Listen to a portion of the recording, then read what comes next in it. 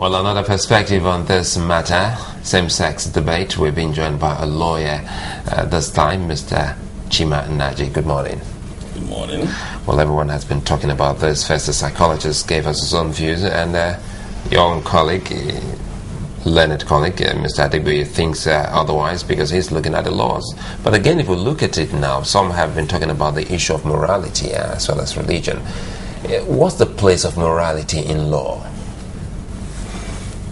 Thank you very much. Incidentally, and unfortunately, I couldn't watch the segment of the psychologist, okay. And I watched only partly that of BC. Okay. You're also a psychologist. So I'm going to combine the two.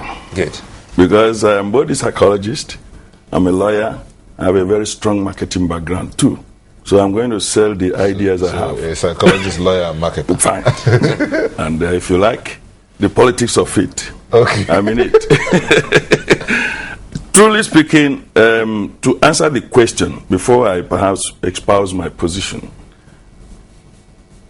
laws capture and in fact are known as normative rules of conduct, captured and engraved in writing in those areas where their jurisdiction allow such writing. But in some other jurisdictions, they are written in the minds of men who administer the society. Being normative rules of conduct, they are rooted in the norms of the society. And the norms of society are situated in the cultural setting, which, if you like, the social, the conscience, because if you look at the process of socialization, which is the process of bringing somebody within the society or the social milieu of the person's operation, it involves socialization and conscientization. And for you to nurture the conscience, you must talk about morality.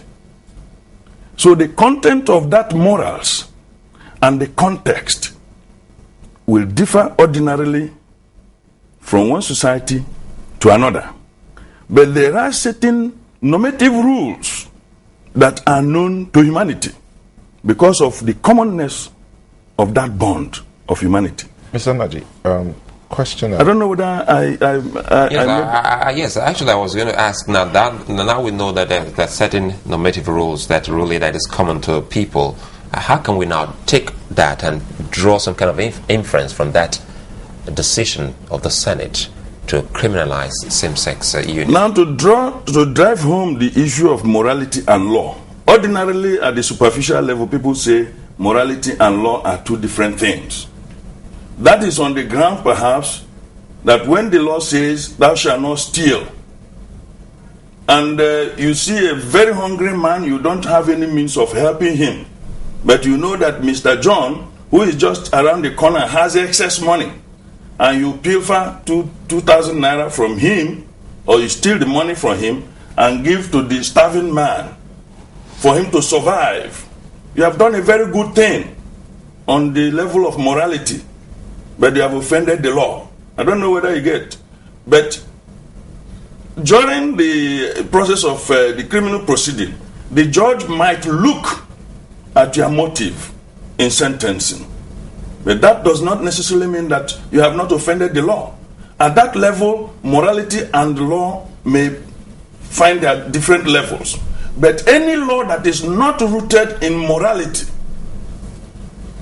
I don't know whether you're getting my drift, will be difficult to enforce.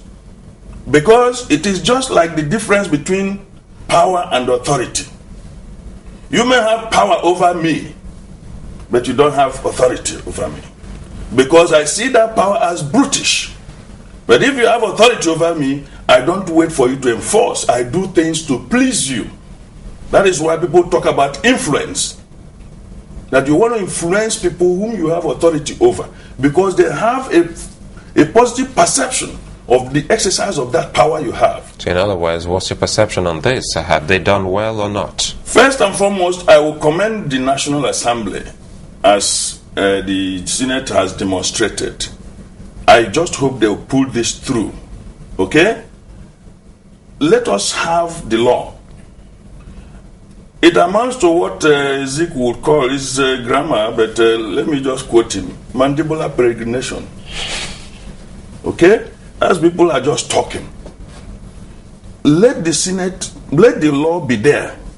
Even if if that is the only thing they're able to achieve this year, it's still the law. The next assembly will do its own job, and incrementally we have all the necessary laws. Is it that Which law is not important? Anything that is important in society is important. Okay? For example, when age started, when people were attributing age to activities of homosexuals, I don't know whether you got the news there. I don't know how true that is.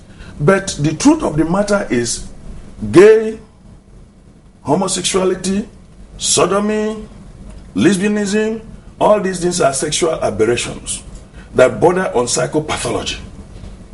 You understand? They are aberrations.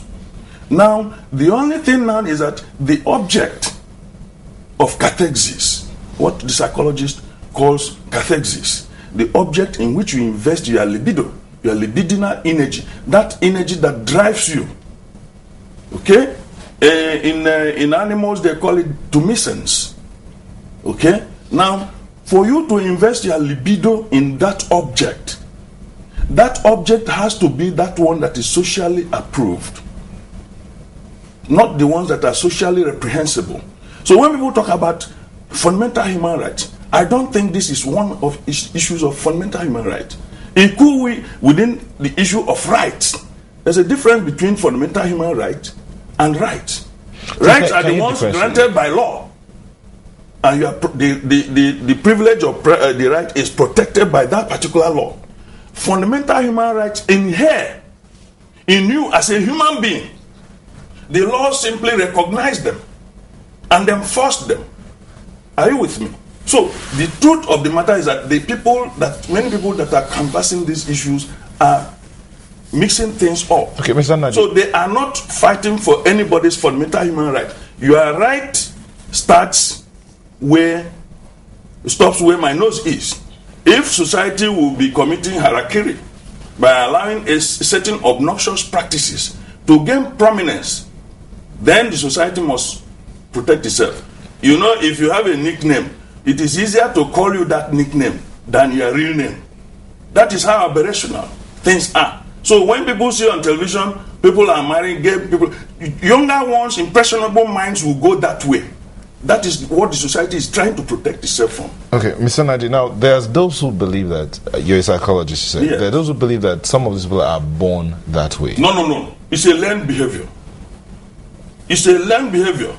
Now, if you look at one of the greatest psychologists that ever lived, Dr. Sigmund Freud, in his psychosexual development or theory, psychoanalysis, Freud was operating more from the post-Victorian age, where sex was a taboo. So there were so many perversions of diversion of sexual energy. You know, it's like when you block the free flow of water. Some of them will begin, water must find its level. Energies must be dispensed. If you keep a little kid in a parlor and you prevent him from going to play outside, he will destroy the television inside. He will dispense that energy one way or the other. He will kick, yell, make noise. I don't know whether you're getting the energy is there, bubbling, and must be given vent. That was why in those days, the issue of Electra complex, Oedipus complex, these were perversions, subtle, subliminal issues about sex. Sex ruled the world then. It still does now, because we believe that the greatest achievement of man was sex-driven. Many people went to universities because they wanted to impress their girlfriend, or in order to get the kind of girl that rejected them when they were competing with those who had graduated. I don't know whether you get the point. Wars have been fought on account of sex. Mr. Nnaji, we have to remember that this law prohibits same-sex unions. It doesn't prevent people from being gay. Yes. You see, the culmination of that sexual chemistry between the same-sex parties is the marriage. Are you with me? Even in heterogeneous, in heterosexual relationship, a woman or the man somehow subtly, even if it is not expressed, expect that it might. That's why some of them are guided in their conducts.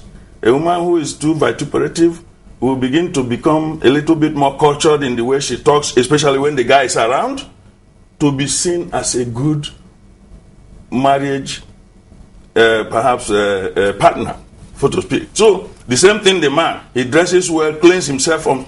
These are subtle ways of looking forward that at the end of the day, there is a goal in sight. If you allow the marriage to start taking place, the society will go haywire. And you know, in Nigeria, we don't do things. Do you think that they would have even found with anyone moderation?